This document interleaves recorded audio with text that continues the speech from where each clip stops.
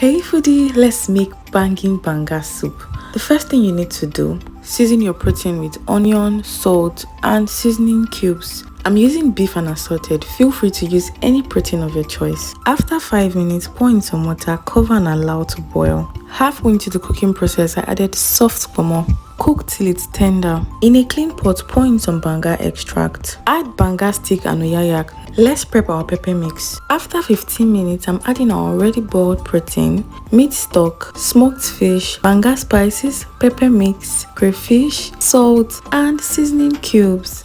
Now we'll stir this properly and allow to cook for 7 minutes. At this point, put some cleaned catfish in a pot. Cook for 10 minutes before adding periwinkles and beletete. Allow to cook for 2 minutes and our banga soup is ready. I'll be enjoying this soup with my Ayoola Poundo Yam. Ayoola Poundo has the aroma of a freshly pounded yam. It takes just 5 minutes to prepare. It is very rich in vitamin, mineral and fiber. It has no iota of preservative in it. Ayoola Poundo Yam comes in different sizes. You can get this at the supermarket or at your local market. Now feel free to enjoy with any soup of your choice.